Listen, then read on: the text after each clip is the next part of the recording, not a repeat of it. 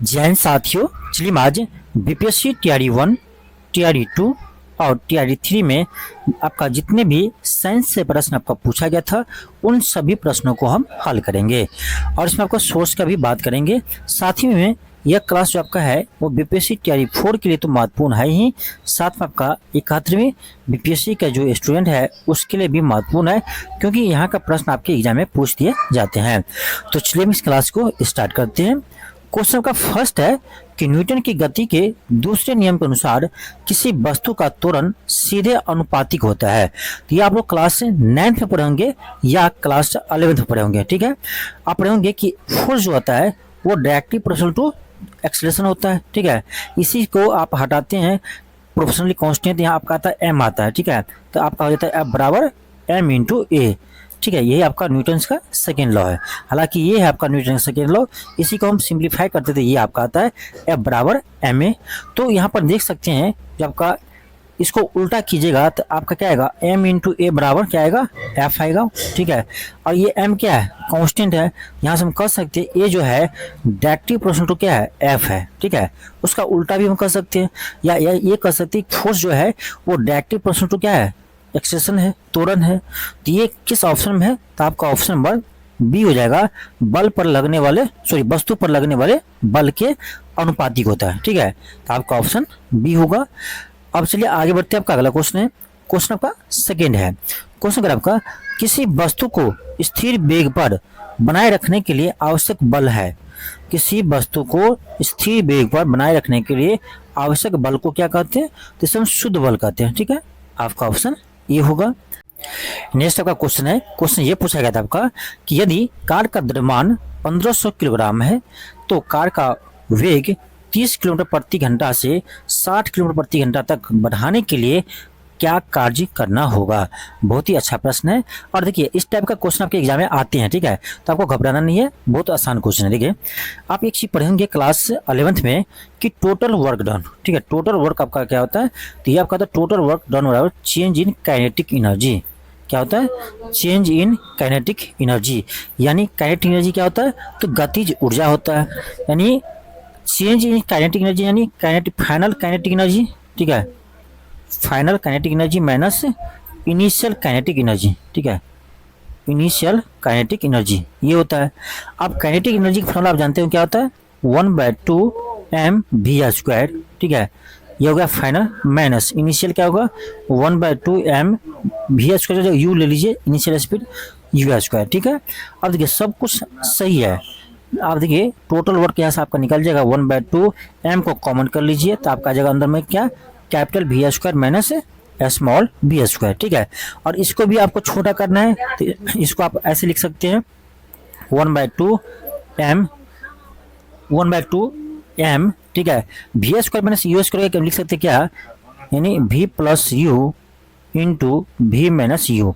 ये ऐसा इसलिए कर रहे हैं क्योंकि आपको ना गुना नहीं करना पड़ेगा। ठीक है, बहुत सिंपल आपका हो जाएगा, यानी यहाँ से हम वर्क निकाल सकते हैं। ठीक है, यहाँ से हम वर्क निकाल सकते हैं।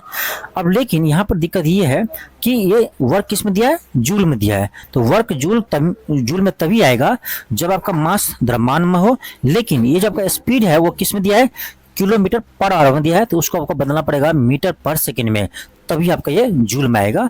तो सब कुछ ऐसे रहने दीजिए, खाली यहाँ पर भी की जगह कितना है 60 है, 60 किलोमीटर बराबर है, उसको बदल लीजिएगा मीटर पर सेकंड में, तो 5/18 से गुना कर दीजिए। तो 6 से 6 3 18, 6 दिन 7, आपका यहाँ आएगा 50/3। यू निकालिएगा तो आपका आ जाएगा, इसी का आधा है ना, ये 60 है तो ये 30 है, तो इसका आधा करेंगे आपका जगह 25/3 आ जाएगा। आप करके निकाल कर देख लेना। ठीक है, यही करना 5/8 से क्या करना, गुना करना, आपका 25/3 ही आएगा। ठीक है, ठीक है। अब देखो यहाँ पर मुझे भी निकल गया मीटर पर सेकंड में और यू भी निकल गया। ठीक है, तो आपका डब्लू निकल लीजिएगा क्योंकि मास भी दिया है, भी निकल गया, यू निकल गया सारा। अब देखो यहाँ पर हम रख देते हैं, तो क्या था आपका डब्लू बराबर 1/2 m, कितना है m आपका होगा 1500।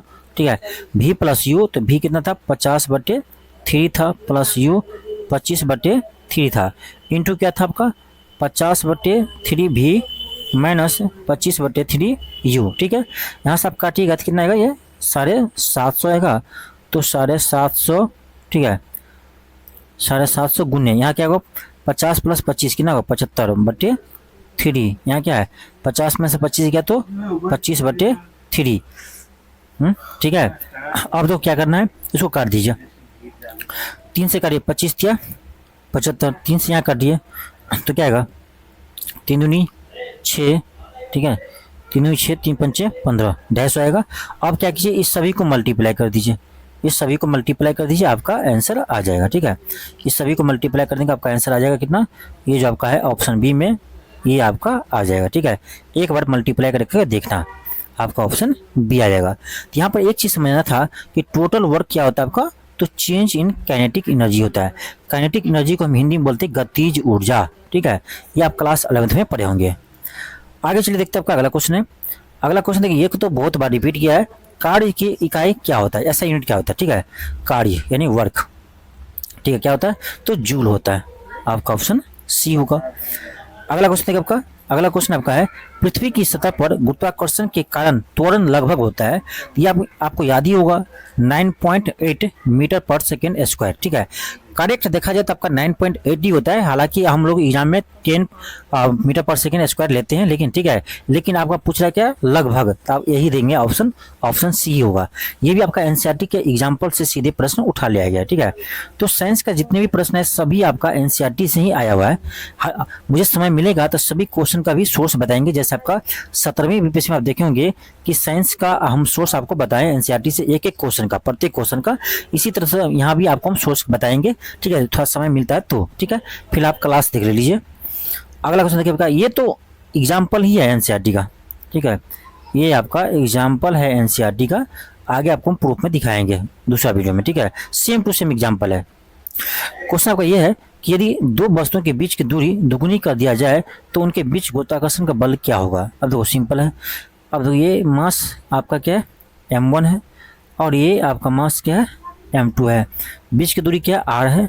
आप जानते हैं इधर लगेगा फोर्स गुरुत्वाकर्षण बल, ये बल कितना होता है तो आप याद होगा आपको Gm1 into m2, Gm1 into m2 बटे आर स्क्वायर, ये आप जानते हैं फोर्स होता है। ठीक है, जी क्या है तो जी यहाँ पर कांस्टेंट है। ठीक है, जी कांस्टेंट है, यदि हम जी को हटा दें तो यहाँ से कह सकते हैं फोर्स जो है वो आपका क्या है किसके प्रोपोर्शनल है, तो m1 इंटू m2 का है। इन्वर्सली प्रोपोर्शनल किसका है तो आर स्क्वायर का है। ठीक है, तो आप देखो यहाँ क्या कर रहा है, ठीक है, इसको रहने दो, इसको आप एफ मान लो, एफ बराबर क्या है आपका Gm1 इंटू m2 बटे आर स्क्वायर, ये दूरी था m1, हाँ यहाँ m1 था और यहाँ m2 था, तो यहाँ पर फोर्स ये है, इसको F1 ले लो। ठीक है, अब क्या कर रहा है, इसके बीच की दूरी हम क्या करते हैं दोगुनी कर देते हैं। ठीक है, बीच की दूरी ये पहले r था, तो अब मान लो बीच की दूरी कितना हो गया 2r हो गया, लेकिन मास तो ऐसे ही रहेगा, मास के बारे में कुछ नहीं कर रहा है तो मास कांस्टेंट रहने दो। ठीक है, अब यहाँ पर फोर्स लगाओ, फोर्स क्या लगेगा F2 मान लो लगने का। ठीक है, तो F2 हम जो लिखेंगे तो क्या लिखेंगे F2 बराबर Gm1 इंटू m2, ये तो कांस्टेंट है चेंज नहीं हुआ, बटे आर स्क्वायर, तो आर की जगह क्या लेंगे 2r लेंगे। ठीक है, इसका स्क्वायर हो जाएगा, तो यहाँ से हम देखेंगे तो आपका आएगा Gm1 इंटू m2 बटे 2 दूनी 4 आर स्क्वायर। ठीक है, इसको इक्वेशन सेकेंड मान लो और इसको फर्स्ट मान लो, दोनों को डिवाइड कर दो F1 बटे F2। ठीक है, डिवाइड करो क्या आएगा F1 बटे F2 डिवाइड करेंगे एक सेकेंड, तो आपका आएगा यहाँ पर Gm1 इंटू m2 बटे आर स्क्वायर बटे Gm1 इंटू m2 बटे 4r स्क्वायर, ये कट जाएगा आर स्क्वायर कट जाएगा। ठीक है, और ये 4 आपका ऊपर चला जाएगा, तो आपका आएगा 4/1, यानी हम यहाँ से निकाले क्या F1 बटे F2 का रेशियो क्या है 4/1 है। यहाँ से हम देखेंगे F2 मुझे निकालना है, बाद का फोर्स क्या आएगा आपका कोना कोना गुना कीजिए तो आपका आएगा F1 बटे 4 आएगा, यानी यहाँ से कह सकते हैं फोर्स जो है वो पहले के क्या होगा 1/4 हो जाएगा। ठीक है, तो आपका ऑप्शन कौन सा होगा, ऑप्शन नंबर बी होगा, 1/4 हो जाता है। ठीक है, तो ये भी आपका न्यूमेरिकल क्वेश्चन है, तो आपको डरना नहीं है, ये भी आपका एनसीईआरटी के एग्जाम्पल से उठाकर पूछा गया है। ठीक है, आपको हम सोर्स दिखा देंगे अगले क्लास में। नेक्स्ट क्वेश्चन का है, क्वेश्चन का आपका कि दो कैंडला का एक समदिक् स्रोत जिसका प्रकाश फ्लक्स पैदा करता है वह है, यानी कि दो कैंडला से कितना फ्लक्स पैदा करता है, ठीक है। तो ध्यान रखिएगा, एक कैंडल से 4 पाई एन पैदा करते हैं, ठीक है। तो आपका होगा 4 पाई एन की जगह क्या होगा 2 कैंडल, ठीक है। ये आपका जो 4 दूनी 8 पाई ल्यूमेन, ठीक है। तो 8 पाई ल्यूमेन आपका ऑप्शन नंबर सी होगा। इस यहाँ पर सिंपल ध्यान रखना है 4 पाई एन, ठीक है। आपका अगला क्वेश्चन देखिए, आपका ये क्वेश्चन आपका फिर न्यूमेरिकल पूछा गया था और ये बहुत ही अच्छा प्रश्न है। देखो क्वेश्चन कर आपका कि एक उत्तल लेंस की फोकस दूरी FL 10 सेंटीमीटर है और अगर पानी में इसे डुबाने पर वह कार्य करेगा, ठीक है। एक उत्तल लेंस है, इसका फोकस दूरी कितना है 10 सेंटीमीटर है। एक चीज बताओ, ये आपका क्या है, ये उत्तल लेंस है, ठीक है। इसका अगर फोकस दूरी कितना है 10 सेंटीमीटर है, ठीक है। तो यहाँ पर आपका एक चीज ध्यान रखना, अगर आप पानी में डुबाने पर कार्य करेगा, ठीक है।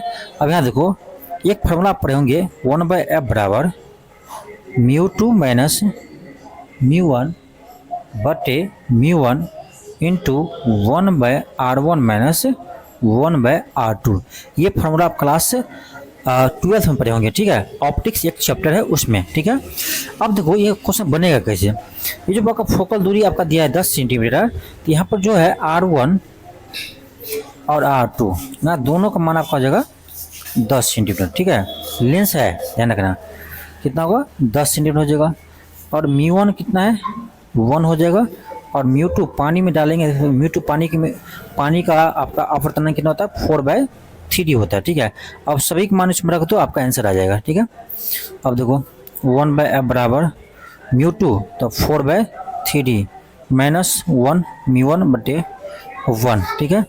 1/r का मान कितना होगा 10 माइनस 1/r2 माइनस 1/r1। लेकिन यहाँ देखो ये यदि उत्तल लेंस है तो ये होता है आपका क्या, ये हो गया R1, ये हो गया आपका R2, ठीक है। तो यहाँ देखना डायरेक्शन बहुत जरूरी होता है। तो यहाँ माइनस है लेकिन माइनस में होगा ये आपका 1/10, ठीक है। तो यहाँ से आपका आ जाएगा 4/3 में से 1 जाएगा तो आपका 1/3, यहाँ पर आ जाएगा 1/10 प्लस 1/10, यहाँ आपका जाएगा 1/3 गुने आपका जाएगा 2/10 यानी 1/5, आपका जाएगा 1/15, ठीक है। 1/15 यानी यहाँ से आपका F आ जाएगा कितना, तो ये आपका जाएगा 15 सेंटीमीटर आ जाएगा। यानी फोकल दूरी क्या हो गया तो 10 से अधिक हो गया, ठीक है। तो आपका ऑप्शन नंबर सी होगा, 10 सेंटीमीटर से अधिक होगा, लेकिन यह उत्तल लेंस की तरह ही बिहेव करेगा, ठीक है। ऑप्शन सी होगा। अच्छा प्रश्न था। आपका अगला क्वेश्चन है, क्वेश्चन देखिए आपका क्वेश्चन का आपका, हालांकि दृश्य प्रकाश में जल पारदर्शक होता है, दूरस्थ वस्तुओं को जल की महीन बूंदों से निर्मित कोहरे में नहीं देखा जा सकता है। यह इसीलिए होता है क्योंकि, क्वेश्चन करने का सिंपल है, पर हम कोहरे का क्यों नहीं देख सकते हैं, हालांकि जल पारदर्शक होता है, ठीक है। देखिए क्योंकि कोहरे के हम क्यों नहीं देख सकते हैं, क्योंकि देखो अधिकतर प्रकाश बिखर कर आभासी अस्पष्टता निर्मित करता है, ठीक है। इसी कारण से हम यानी कोहरे को नहीं देख, यानी कोहरे में हम नहीं देख पाते हैं, ठीक है। तो आपका ऑप्शन नंबर बी होगा, क्योंकि वो बिखरे हुए रहते हैं प्रकाश, ठीक है। आपका ऑप्शन बी होगा। अगला क्वेश्चन देखिए आपका क्या है, अगला क्वेश्चन का आपका, एक वर्णी प्रकाश एक माध्यम से दूसरे माध्यम में प्रवेश करता है तो निम्न से कौन सा गुण नहीं बदलता है। तो ध्यान रखिएगा ये आपका होता है फ्रीक्वेंसी, ठीक है। आवृत्ति माध्यम बदलने से चेंज नहीं होती है। ये क्वेश्चन इससे पहले भी बीपीएससी ने पूछा है, ठीक है। आप क्वेश्चन बैंक में देखें ना, ये पहले भी बीपीएससी के सीरियस एग्जाम में यह क्वेश्चन पूछा है बहुत बार, ठीक है। अगला क्वेश्चन देखिए आपका क्या है, क्वेश्चन क्या है आपका कि मायोपिया वह बीमारी है जिसमें व्यक्ति देख नहीं पाता है। देखो मायोपिया यानी इसको बोलते हैं हम क्या, इसको बोलते हैं मायोपिया को हिंदी में बोलते हैं निकट दृष्टि दोष, ठीक है। निकट दृष्टि दोष, थोड़ा सा पेन नहीं काम कर रहा है, ठीक है। तो ध्यान रखना मायोपिया को बोलते हैं निकट दृष्टि दोष। और निकट दृष्टि दोष में क्या होता है, तो हम निकट की वस्तु को देख पाते हैं, याद रखना बहुत आसान है। निकट की वस्तु हम साफ साफ देख पाते हैं, लेकिन दूर की वस्तु को हम नहीं देख पाते, वो होता है आपका निकट दृष्टि दोष। तो इसमें तो मायोपिया में क्या होगा, दूर की वस्तु को हम नहीं देख पाते हैं। तो आपका ऑप्शन नंबर क्या होगा, पास की वस्तु को स्पष्ट रूप से देखते हैं, ठीक है। जिसमें व्यक्ति देख नहीं पाता है किसको, तो दूर की वस्तु को नहीं देख पाता है। आपका ऑप्शन नंबर ए हो जाएगा, ठीक है। ध्यान रखना मायोपिया में निकट दृष्टि दोष मतलब निकट की वस्तु को साफ साफ देख पाते हैं लेकिन दूर को नहीं देख पाते। ठीक है, अगला क्वेश्चन आपका है कि वह घटना जिसके कारण से प्रकाश नीला दिखाई देते हैं, यह है प्रकाश का आपका प्रकीर्णन। ठीक है, ऑप्शन नंबर सी होगा। आपका अगला क्वेश्चन देखिए, आपका है सभी क्वेश्चन आपका बीपीएससी टीआरई 1, टीआरई 2 और टीआरई 3 में ही पूछे गए प्रश्न है। ठीक है, निम्नलिखित में से किस में ध्वनि की गति अधिकतम होती है, ये तो आपको पता होगा। तो ठोस में सबसे अधिक आपका होता है। ठीक है, सबसे अधिक आपका किस में होता है, एक सेकेंड, थोड़ा पेन नहीं काम कर रहा, माफ कीजिएगा। ठोस, ठीक है, इसके बाद आपका द्रव और इसके बाद आपका गैस। ठीक है, यानी साउंड का वेग सबसे अधिक आपका होता है ठोस में, उसके बाद लिक्विड में, उसके बाद गैस में। ठीक है, तो अगर सबसे अधिक किस्म होगा आपका ऑप्शन ए होगा इस्पात।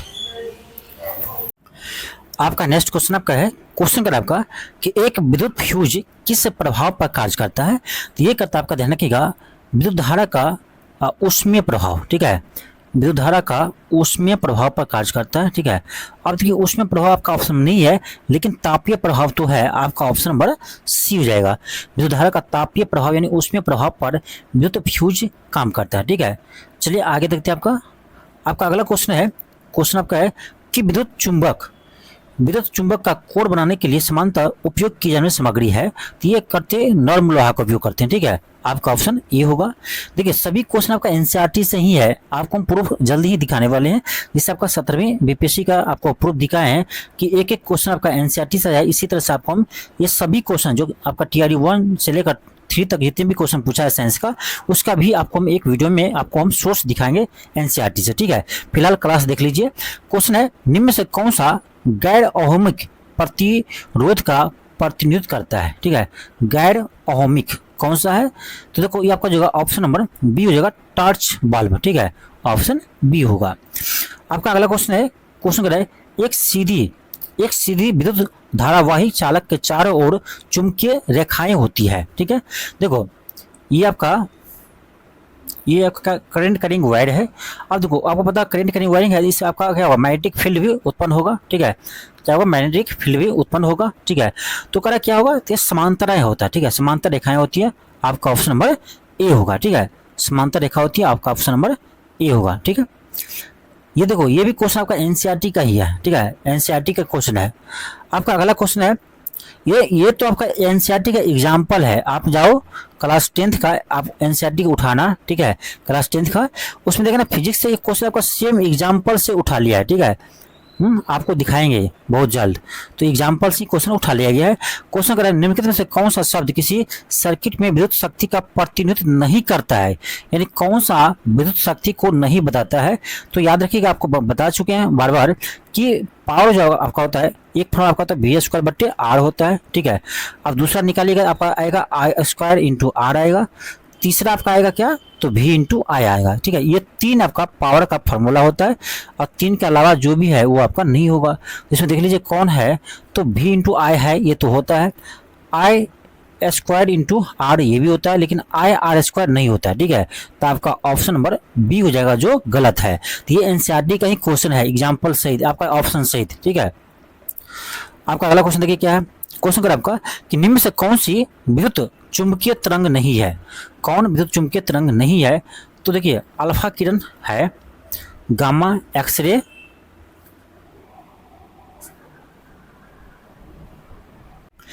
नेक्स्ट आपका क्वेश्चन है, क्वेश्चन कर आपका एक सीधे विद्युत धारावाहिक चालक के चारों ओर चुंबकीय क्षेत्र होगा।